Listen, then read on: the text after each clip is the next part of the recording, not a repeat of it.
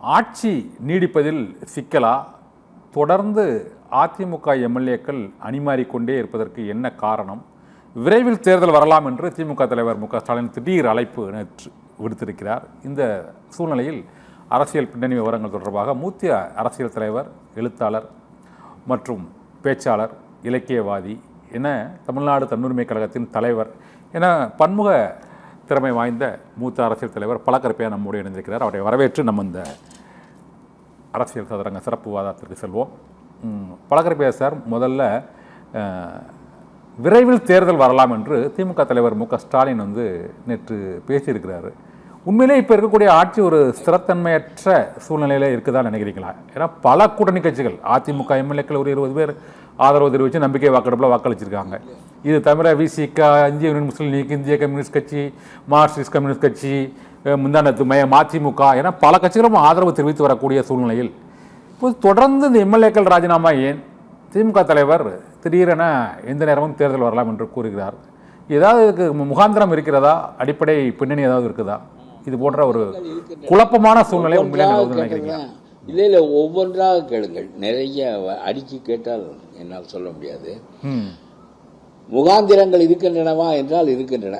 இந்த ஆட்சி நிலைத்தன்மையுடைய ஆட்சியாக இருக்கிறதா என்றால் அதற்கு முயல்கிறதே தவிர அது இயல்பாக நிலைத்த தன்மையுடைய ஆட்சியாக இல்லை என்பது எல்லாரும் அறிந்ததுதான். இந்த கூட்டணி கட்சிகள் ஒரு நாளைக்கு ஒரு நெருக்கடி கொடுக்கின்றன. தொல் திருமாவளவன் போன்றவர்களெல்லாம் அதிகாரத்திற்குள் நிறைய தலையிட்டு அதிகாரிகளை அவனை நியமி இவனை நியமி என்று சொல்வதும் பல்வேறு சலுகைகளை வற்புறுத்துவதும் இதெல்லாம் இவர்களுக்கு பெரிய சலிப்பை உண்டாக்குகிறது என்று சொல்லுகிறார்கள். ஆகவே பிறருடைய தயவில்லாமல் நாமே தனியாக பெரும்பான்மையை பெற்றுவிடுவது நல்லது என்று அவர்கள் நினைத்து வழியல்லாத வழியை கடைபிடிக்கிறார்கள்.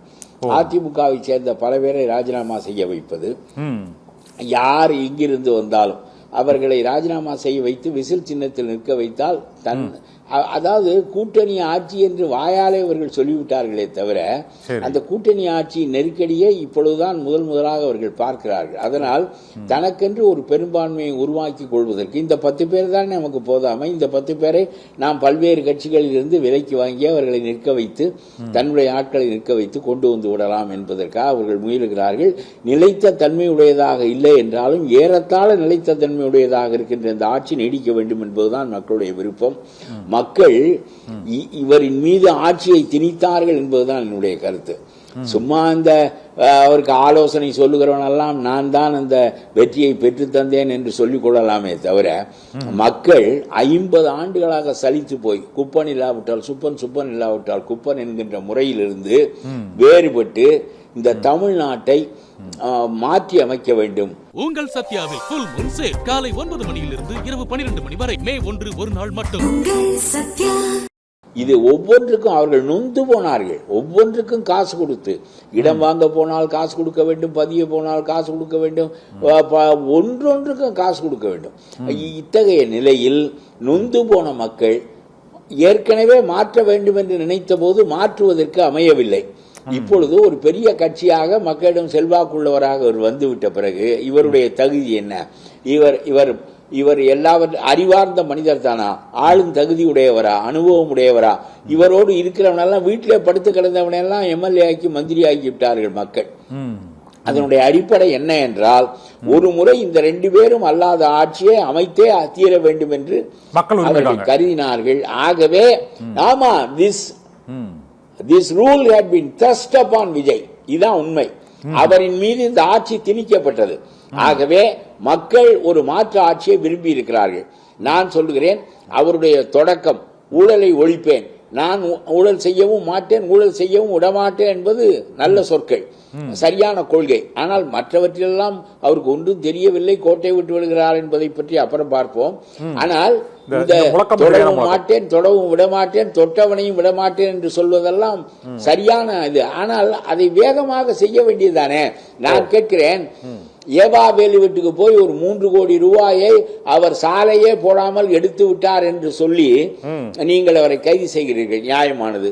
ஆனால் இன்னொரு பக்கம் கல்குவாரி, குட்கா போன்ற வழக்குகளில் சம்பந்தப்பட்ட விஜயபாஸ்கரை அவர் ஒரு 10,000 பேரை கூலிக்கு ஆள் பிடித்து அதிமுக துண்டை போட்டு கொண்டு வந்து அதிமுக கட்சியவே கொண்டு வந்து விட்டேன் என்று சொல்லி சேர்த்துக் கொள்வதற்கு நீங்கள் இடமளிக்கிறீர்கள் என்று சொன்னால் நான் கேட்கிறேன், ஏவா வேலுவால் இந்த நாட்டுக்கு நடந்த தீமைக்கும் குட்கா விஜயபாஸ்கரால் நடக்கின்ற தீமைக்கும் என்ன வேறுபாடு?